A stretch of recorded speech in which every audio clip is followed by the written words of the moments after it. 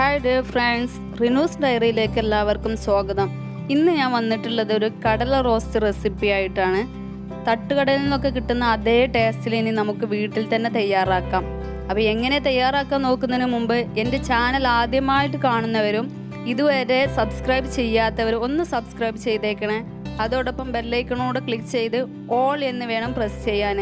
അപ്പോഴേ ഞാനിടുന്ന പുതിയ വീഡിയോസിൻ്റെ നോട്ടിഫിക്കേഷൻ നിങ്ങൾക്ക് ലഭിക്കുകയുള്ളൂ. അതിനു വേണ്ടി ഒരു ചെറിയ ബൗള് കടലയാണ് എടുത്തിട്ടുള്ളത്. അത് വെള്ളത്തിൽ കുതിർത്ത് കഴുകി ക്ലീൻ ചെയ്തെടുത്താണ്. ഇന്നൊരു കുക്കർ എടുത്ത് അതിലേക്ക് ഇട്ടുകൊടുത്ത് പാകത്തിന് ഉപ്പും വെള്ളവും ചേർത്ത് വേവിച്ചെടുക്കാം.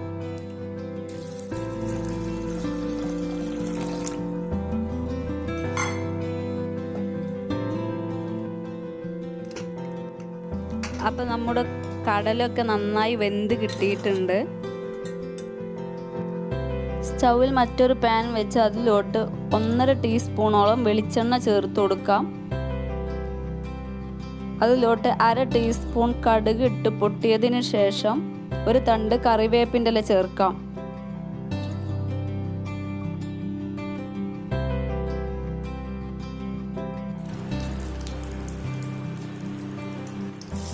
ഇതിലോട്ട് ഒരു ചെറിയ സവാള ചെറിയ കഷ്ണങ്ങളാക്കിയത്, ഒരു 4 അല്ലി വെളുത്തുള്ളി ചെറിയ പീസസ് ആക്കിയത്, ഒരു ചെറിയ കഷ്ണം ഇഞ്ചി പീസസ് ആക്കിയത്, ഒരു പച്ചമുളക് ചെറിയ കഷ്ണങ്ങളാക്കിയത് ഇതുകൂടെ ചേർത്ത് നന്നായി ഒന്ന് വഴറ്റി കൊടുക്കാം.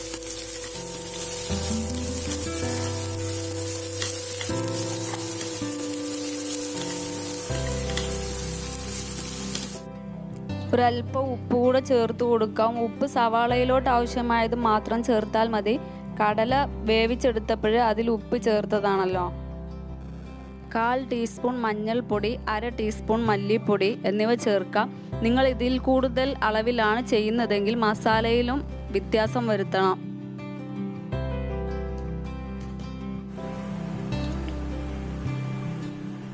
അര ടീസ്പൂൺ കുരുമുളക് പൊടി, ഒരു ചെറിയ ടീസ്പൂണിന് 1/2 ടീസ്പൂൺ ഗരം മസാല കൂടെ ചേർക്കുന്നുണ്ട്. മസാലകൾ ചേർത്ത് കൊടുക്കുമ്പോഴേ എപ്പോഴും ലോ ഫ്ലെയിമിൽ ആക്കിയിട്ട് വേണം ചേർത്ത് കൊടുക്കാൻ, അല്ലെങ്കിൽ മസാല പെട്ടെന്ന് കരിഞ്ഞു പോവും. അതുപോലെ തന്നെ മസാല ചേർത്ത് കഴിഞ്ഞാൽ പെട്ടെന്ന് ഇളക്കി കൊടുക്കാൻ വേണം. അത് എപ്പോഴും ശ്രദ്ധിക്കേണ്ട കാര്യമാണ് കേട്ടോ. ഇനി ഇതിൻ്റെ പച്ചമണമൊക്കെ മാറി വരുന്ന സമയത്ത് ഇതിലോട്ട് നമ്മൾ വേവിച്ച് വെച്ച കടല ചേർത്ത് കൊടുക്കാം. കടല കുക്ക് ചെയ്ത സമയത്ത് ഇതിലൊരല്പം വെള്ളം ഉണ്ടായിരുന്നു. ആ വെള്ളത്തോട് കൂടെയാണ് ഇതിലോട്ട് ചേർത്ത് കൊടുക്കേണ്ടത്. അപ്പോഴാണ് ഇതിലുള്ള മസാല ഒക്കെ കടലയിലേക്ക് നന്നായിട്ട് പിടിക്കുകയുള്ളൂ. ഒരല്പ സമയം ഇതൊന്ന് നമുക്ക് ഇളക്കി കൊടുക്കാം. ഈ മസാല ഒക്കെ നന്നായിട്ട് കടലയിലോട്ട് പിടിക്കട്ടെ. നല്ലൊരു സ്മെല്ല് വരുന്നുണ്ട് ഇപ്പോൾ. ഫ്ലെയിം ഓഫ് ചെയ്തതിന് ശേഷം ഒരല്പം മല്ലിച്ചപ്പ് കട്ട് ചെയ്തതും ഒരല്പം നാരങ്ങ നീരൂടെ ചേർത്ത് ഒന്നുകൂടെ മിക്സ് ചെയ്ത് കൊടുക്കാം. ഒരു പകുതി നാരങ്ങയുടെ ജ്യൂസാണ് ഞാൻ എടുത്തിട്ടുള്ളത്. എന്നിട്ട് ഒന്നുകൂടെ ഒന്ന് മിക്സ് ചെയ്തതിന് ശേഷം നമുക്ക് സെർവ് ചെയ്യാം. ഈ ലാസ്റ്റിന് വേണമെന്നുണ്ടെങ്കിൽ ഒരല്പം കുരുമുളക് പൊടിയും ഗരം മസാല കൂടെ ചേർത്ത് കൊടുക്കാം. ഞാനിപ്പോൾ ചേർക്കുന്നില്ല, ഇഷ്ടമുള്ളവർക്ക് ചേർത്ത് കൊടുത്താൽ മതി. അപ്പോൾ നമ്മുടെ നല്ല ടേസ്റ്റി ആയിട്ടുള്ള കടല റോസ്റ്റ് റെഡി ആയിട്ടുണ്ട്. നിങ്ങൾക്ക് എല്ലാവർക്കും ഇഷ്ടപ്പെട്ടിട്ടുണ്ടാവുമെന്ന് കരുതുന്നു. ഇഷ്ടപ്പെട്ടാൽ ലൈക്ക് ചെയ്യാൻ മറക്കരുത് കേട്ടോ. നിങ്ങളെല്ലാവരും ഒന്ന് ട്രൈ ചെയ്ത് നോക്കുക. എന്നിട്ട് നിങ്ങളുടെ അഭിപ്രായങ്ങളും നിർദ്ദേശങ്ങളും താഴെ കമൻറ്റ് ബോക്സിൽ കമൻറ്റ് ചെയ്യുക. ഇതുപോലൊരു വെറൈറ്റി വിഭവമായി വരുന്നതുവരെ ബൈ ബൈ.